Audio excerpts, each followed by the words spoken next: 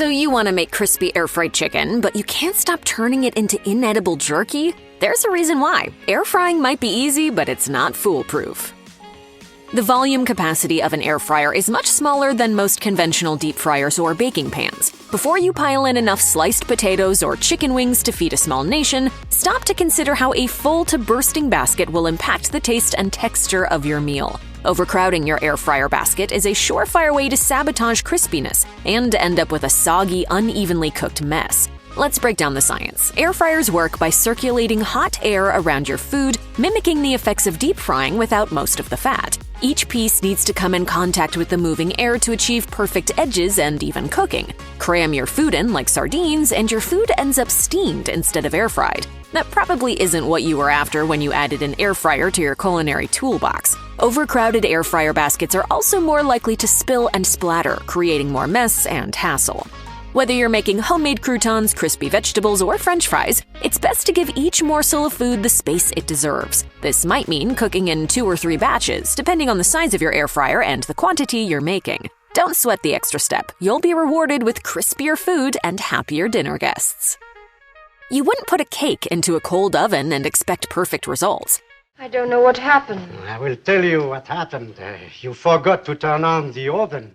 So why are you tossing meat or veggies into an air fryer without cranking up the heat first? Air fryers take less time than conventional ovens to heat up, but that doesn't mean you can skip the preheating step altogether. Think of it like this. Imagine tossing your food onto a lukewarm frying pan. The oil wouldn't be hot enough for that instant sizzle, leading to unevenly cooked meat and unseared edges. Similarly, a cold air fryer basket won't deliver the immediate blast of heat needed for that signature air-fried texture. Preheating ensures the temperature is already at your desired setting, so your food hits that hot air right away. This sears the surface, locking in juices and creating that irresistible crispy exterior. Now, there are some exceptions to the preheating rule. For meats that need to be cooked for a long period, like a whole chicken or pork roast, preheating isn't necessary. Baked potatoes and whole squash will also come out just fine in the air fryer if you skip the preheat. Remember that chicken breast recipe that came out of the air fryer looking like dry jerky? A light olive oil drizzle could have saved it.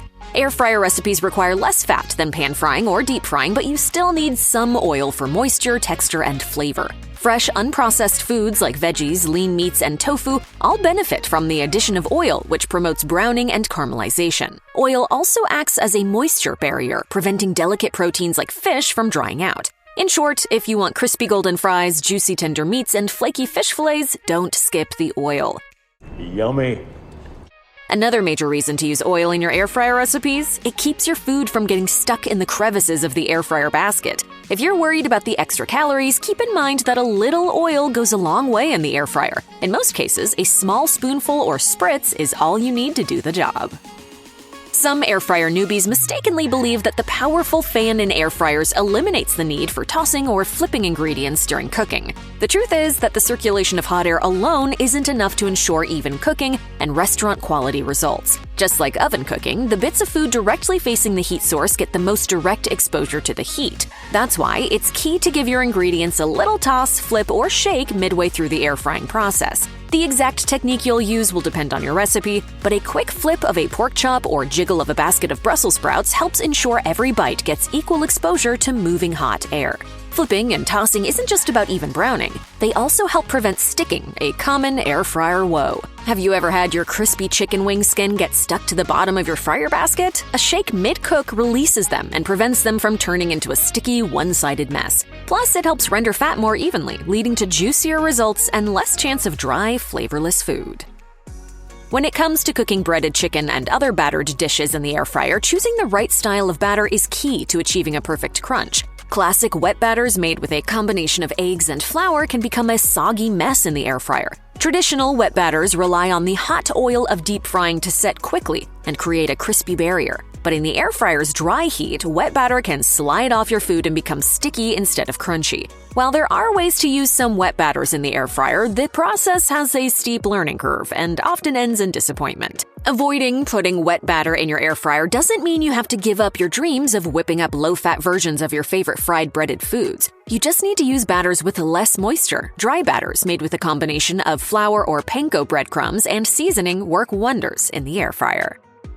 Before you reach for your go-to spice blends, make sure you're not using overly coarse seasonings in your air fryer recipes. Those large chunks of peppercorns or bits of rosemary have a mind of their own in the air fryer's whirlwind of hot air. They're likely to end up concentrated in some areas, leaving others bland. Coarser spices don't stick to food as readily as their more finely ground counterparts. This means those sprigs of thyme or whole cumin seeds may end up clinging to your air fryer's basket liner rather than your cauliflower. In worst-case scenarios, super coarse spices may get burnt into the crevices of your air fryer, creating a burnt smell and potential fire hazard. Instead, use ground spices and finely crushed dried herbs for air-fried foods with flavor in every bite. Use a spice grinder to process your whole peppercorns or coriander seeds into a finer powder before sprinkling them over your next batch of air-fried meats or veggies.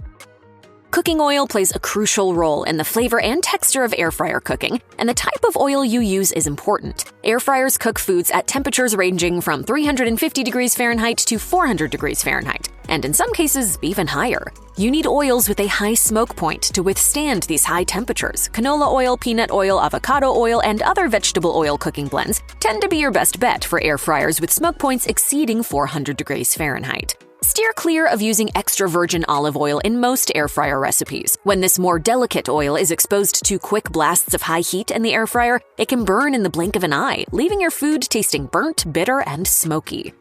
Sometimes you will burn the lasagna. Flaxseed oil and walnut oil are two more oils to avoid. Instead, use these low smoke point oils as additions to your already cooked dishes to add flavor and moisture. Taking care of your air fryer involves more than just rinsing out the basket after every use. Too many air fryer owners neglect to regularly give the machine a more thorough scrub. Proper washing isn't just about aesthetics, it's about preserving your air fryer's function, protecting your health, and ensuring that every batch of air-fried fish or roasted carrots tastes as delicious as possible. Every time you use your air fryer, flecks of oil, crumbs, and bits of seasoning get blown around and settle into a grimy layer. This graveyard of the ghosts of meals past can come back to haunt you. That's disgusting. You don't want rancid bits of chicken or burnt flecks of potato skin on your food, so wiping down your air fryer walls and trays after every use is a must. Use a damp sponge with mild dish soap to wipe down both the interior and exterior of the air fryer chamber. Got stubborn bits of food stuck in the nooks and crannies? Grab a bristled brush and a little elbow grease to work through the grime and get your air fryer back in sparkling shape. The built-in timer function on an air fryer is another feature users love and often misunderstand. French fries, frozen snacks, drumsticks, fish, meat, and manual. Because your air fryer will automatically turn off when its preset cook time is ended, it's easy to become too dependent on it. While this feature is convenient and certainly reduces the risk of burning or fire, your air fryer timer isn't foolproof. Variables like the size of your air fryer, the makeup of your ingredients, and even altitude and climate can affect cooking time. Even if you're using a recipe designed for your specific brand of air fryer, you should still be prepared to adjust the cooking time to achieve optimum air frying results. Use your recipe's suggested cooking time as a starting point, then check your food periodically for signs of doneness. As you become more familiar with the quirks of your particular air fryer, you'll be more confident in choosing the cooking times you need for air-fried success. Choosing the right size and type of air fryer is critical. With so many models on the market these days, take the time to consider which air fryer is best for your cooking needs. A compact 2-quart model will happily handle solo snacks and cozy dinners for two. On the other hand, folks with large families and dinner party enthusiasts should probably opt for a larger model with at least a 5-quart capacity. If your air fryer is too small for your needs, you'll find yourself cooking in batches, canceling out the time-saving benefits air frying offers. Size isn't the only factor to take into consideration when choosing an air fryer. Take the time to think about how versatile you need your model to be. Classic models with a drawer basket are fabulous for blasting out the high heat, but don't have as many extra settings and cook modes as other models. If you have limited counter space and want an all-in-one appliance, you may be happier with a hybrid toaster oven-style air fryer. Air fryers can cook many delicious dishes, but still, most people think it only fries. These beasts can toast, bake, broil, and even slow roast meats on a rotisserie. Choosing an air fryer that suits your lifestyle and cooking preferences will leave you happier and more satisfied with your investment. Plenty of air fryer novices mistakenly think they can use any recipe for air fryer cooking. This leads to confusion, frustration, and disappointment when their meals don't turn out as expected. That's because air frying requires different ratios, cooking times, and temperatures than oven baking, pan frying, and deep frying. For one thing, air fryers pack a punch of more concentrated heat than ovens. This means you generally use a lower temperature for air frying than you would for oven baking. Failing to adjust the temperature can lead to food that's burned on the outside and undercooked on the inside. Pistol roll! Yes, chef. No! As you get more familiar with the ins and outs of air frying, you'll gain more confidence in adapting recipes for air frying. But when you're just getting started with this trendy cooking method, stick with recipes specifically developed for the air fryer. If you want even more precise results, use recipes that have been tested for use in the same model of air fryer you own.